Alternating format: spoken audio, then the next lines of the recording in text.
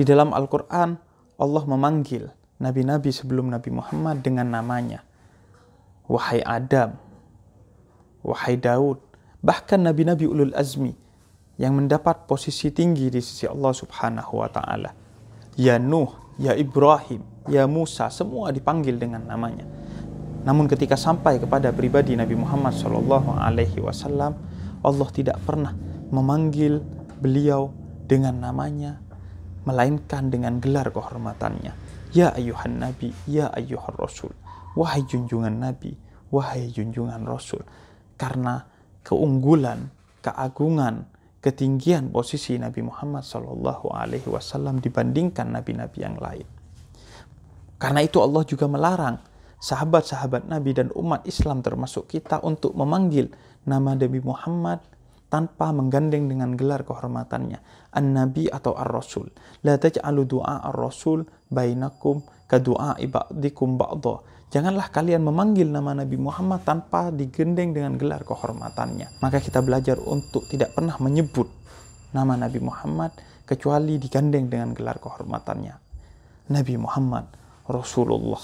Namun ketika Nabi Muhammad SAW dikisahkan dalam sejarah hendak melakukan umrah dari Madinah ke Mekah bersama 1.400 sahabatnya, Nabi Muhammad kemudian dilarang masuk ke Mekah oleh orang-orang musyrik Quraisy yang saat itu menguasai Mekah.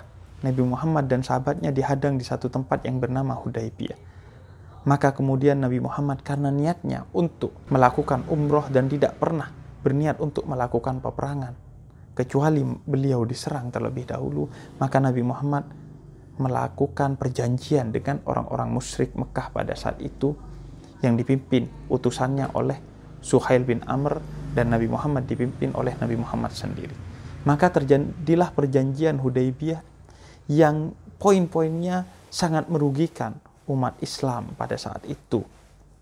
Sehingga para sahabat, salah satunya Sayyidina Umar bin Al-Khattab, tidak menginginkan Nabi melakukan perjanjian itu, melainkan memerangi orang-orang musyrik tersebut. Karena mereka telah keterlaluan kepada Nabi Muhammad. Karena di antara beberapa butir perjanjian tersebut, misalnya umat Islam saat itu tidak boleh berumrah ke Mekah di tahun itu dan diminta untuk kembali ke Madinah.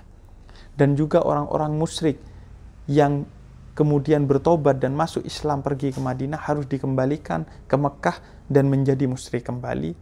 Namun jika ada orang-orang muslim yang menjadi musyrik dan pergi ke Mekah, maka mereka orang-orang musyrik tidak wajib mengembalikan orang muslim itu ke Mekah menjadi muslim.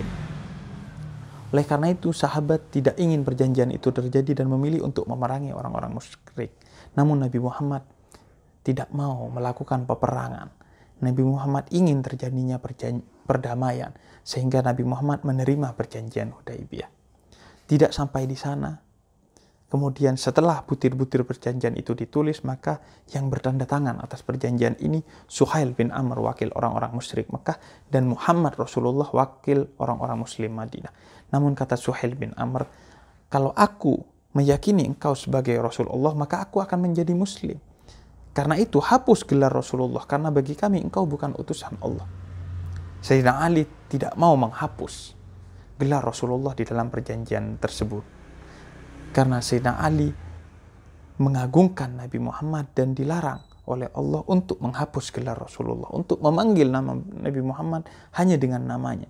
Karena itu kata Sayyidina Ali, aku tidak sekali-sekali mau menghapus gelar Rasulullah dalam perjanjian ini, walaupun nyawaku sebagai taruhannya. Namun Rasulullah SAW pribadi yang agung, yang penuh cinta kasih ini, yang selalu mengidam-idamkan perdamaian dan selalu menghindari melakukan berbagai upaya untuk tidak terjadinya peperangan. Rasul katakan hapus gelar Rasulullah itu dan ganti Muhammad bin Abdullah. Karena Sayyidina Ali tidak mau, maka kata Nabi, di mana letak nama Nabi Muhammad, di mana ada gelar Rasulullah itu, tunjukkan kepadaku. Maka Nabi Muhammad yang ummi ini, yang buta huruf, kemudian menghapus gelar Rasulullah dan mengganti dengan nama Muhammad bin Abdullah. Inilah keagungan pribadi Nabi Muhammad. Ia tidak mau terjadinya pertumpahan darah. Ia tidak mau darah jatuh meskipun setetes, baik dari kalangan umat Islam maupun orang-orang musyrik. Ia tidak mau terjadi peperangan. Karena itu, ia merelakan gelar kehormatannya yang bahkan Allah sendiri tidak pernah mencabutnya dan melarang siapa saja untuk tidak memanggil dengan gelar kehormatan itu. Rasul relakan demi tidak tertumpahnya darah, demi terjadinya perdamaian, demi terselenggaranya perjanjian yang menyebabkan terselamatkannya darah-darah dan nyawa-nyawa umat Islam dan orang-orang musyrik pada saat itu. Namun justru karena keagungan pribadi Nabi Muhammad SAW ini, justru Abu Jandal bin Suhail bin Amr, putra dari Suhail bin Amr, justru saat itu ketika melihat keagungan dan kerendahan hati pribadi Nabi Muhammad ini, justru masuk dalam Islam, bersyahadat kepada Rasulullah. Namun karena perjanjian sudah terjadi, maka ia harus kembali kepada orang-orang musyrik saat itu. Dan karena keagungan pribadi Nabi Muhammad, justru 2 tahun setelah perjanjian Hudaybiyah, Suhail bin Amr pun masuk Islam saat terjadi Fathu Mekah, pembukaan kota Mekah. Maka kita belajar dari pribadi Nabi Muhammad bagaimana kita harus selalu mengedepankan perdamaian. Apapun yang harus kita korbankan, selama perdamaian bisa tegak, maka kita lakukan perdamaian. Shallu ala Nabi Muhammad.